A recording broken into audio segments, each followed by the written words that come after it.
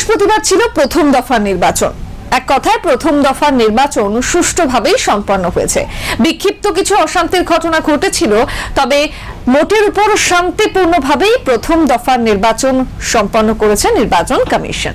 গতকাল দিনভর সেই কভারেজ আপনাদের সামনে তুলে ধরেছি। আমাদের প্রতিনিধিরা বিভিন্ন প্রান্তে, রাজ্যের বিভিন্ন প্রান্তে জেলায় জেলায় পৌঁছে গিয়েছিলেন। তারা একেবারে সকাল থেকে সন্ধে পর্যন্ত সেই কভারেজ আপনাদের সামনে বারে বারে তুলে ধরেছেন। তবে আরো একটি ঘটনাও সামনে এসেছে, নিশ্চয়ই আপনারা দেখেছেন, যেখানে আমাদের প্রতিনিধি, বাংলা জাগর প্রতিনিধি, তার সঙ্গে দুর্ব্যবহার, আচরণ পর্যন্ত করা হয়েছে।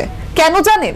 কারণ তাকে প্রশ্ন করা হয়েছিল এবং প্রশ্ন করায় সেই প্রশ্ন পছন্দ হয়নি বিজেপি নেতৃত্বের, এবং তারপরে এই দুর্ব্যবহার। কি ঘটেছে একটু খোলসা করে আপনাদের বলি।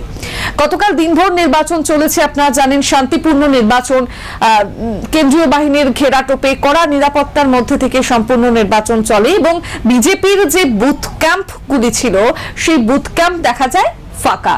বিজেপির কোনো এজেন্ট, কোনো বিজেপি নেতৃত্ব, কোনো বিজেপি কর্মী সমর্থক কারোর দেখা মেলেনি। এবং বালুরঘাট থেকে শুরু করে বীরভূম, দিকে দিকে বিজেপির বুথ ক্যাম্পগুলোর এই ছবি স্পষ্ট হয়েছিল। অর্থাৎ বিজেপির বুথ ক্যাম্প ফাঁকা, কোনো মানুষের তো দেখায়নি, বিজেপির কোনো নেতৃত্ব, বিজেপির কোনো এজেন্ট, তাদেরও দেখা মেলেনি।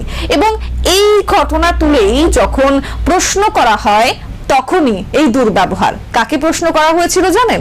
প্রশ্ন করা হয়েছিল রাজ্যের বিরোধী দলনেতা তথা নন্দীগ্রামের বিজেপি প্রার্থী শুভেন্দু অধিকারীকে। তাকে প্রশ্ন করেছিলেন বাংলা জাগর প্রতিনিধি, বাংলা জাগর সাংবাদিক বিকাশ ঘোষ। এবং তিনি প্রশ্ন যখন করেন, সেই প্রশ্ন করতেই মেজাজ হারিয়ে ফেলেন শুভেন্দু অধিকারী। এবং এখানেই শেষ নয়, মেজাজ হারিয়ে আমাদের প্রতিনিধির সঙ্গে দুর্ব্যবহার করেন। তার পাশাপাশি বাংলা জাগর যে বুম, সেই বুম তিনি দূরে সরিয়ে দেন, ঠেলে সরিয়ে দেন দূরে, একেবারে নিচের রেড মার্ক করা সেই ছবিও আপনাদের সামনে রাখছি এই মুহূর্তে, আপনারা দেখতে পাচ্ছেন। এবং একজন সাংবাদিক, তার প্রশ্নই, তার কাজই তো প্রশ্ন করা, কিন্তু যখন প্রশ্ন করলেন আমাদের প্রতিনিধি, তখন সেই প্রশ্ন শুভেন্দু অধিকারী এড়িয়ে যেতে পারতেন। অনেক ক্ষেত্রেই হয় রাজনৈতিক ব্যক্তিত্বদের, সাংবাদিকের কোনো প্রশ্ন পছন্দ না হলে তিনি বা তারা সেই সমস্ত প্রশ্ন এড়িয়ে যান, কোনো উত্তর দেন না।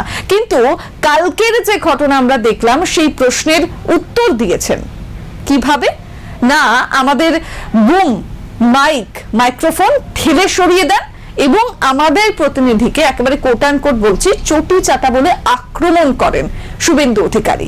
প্রশ্ন উঠছে, তার দীর্ঘদিনের রাজনৈতিক জীবন, দল পরিবর্তন হয়েছে বা রাজ্যের রাজনৈতিক প্রেক্ষাপটও বদলেছে, কিন্তু রাজনীতি তিনি করছেন।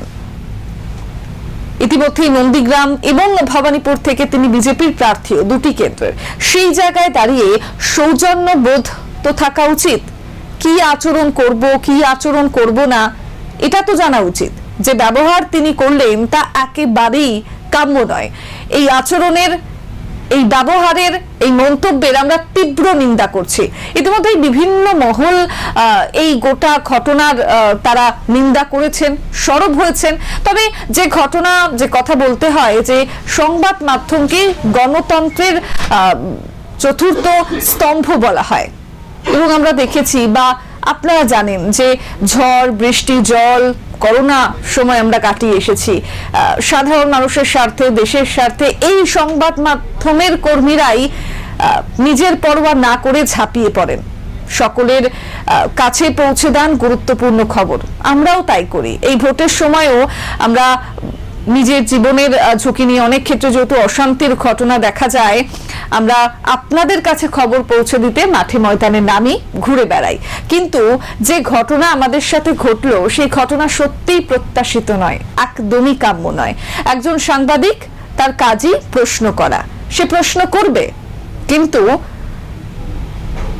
আপনি এড়িয়ে যেতে পারেন, উত্তর নাই দিতে পারেন, কিন্তু এই ধরনের আচরণ স্বাভাবিকভাবেই আপনার কাছ থেকে কাম্য নয়। যে কথা আবারও বলতে হচ্ছে, তার কারণ বিভিন্ন সময় আমরা দেখেছি, নির্বাচনের সময়ই বলুন, বিভিন্ন ঘটনা ঘটে। এমন তো নয় যে খবর বা যে প্রশ্ন শুভেন্দু অধিকারীকে করা হয়েছিল, সেই প্রশ্ন বানিয়ে করা হয়েছিল। তার কারণ যে ঘটনা ঘটেছে সেই ঘটনার সূত্র ধরেই প্রশ্ন করা হয়েছিল। একেবারে নিচে ছবিগুলো আপনাদের সামনে পরপর রাখছি, আপনারা দেখতে পাচ্ছেন যেখানে বালুরঘাট থেকে শুরু করে যেখানে সুকান্ত মজুমদার তার গড়, সেই জায়গা থেকে শুরু করে বীরভূম, অন্যান্য জায়গা তো আলিপুরদুয়ার, সর্বত্রই এই ছবিটা ধরা পড়েছে যে বিজেপির বুথ ক্যাম্প ফাঁকা।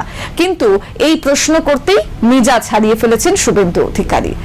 আপনাদের কি মতামত অবশ্যই কমেন্টে জানান, এবং এই গোটা ঘটনার গোটা যে আচরণ শুভেন্দু অধিকারী করেছেন তার তীব্র নিন্দা জানাই আমরা।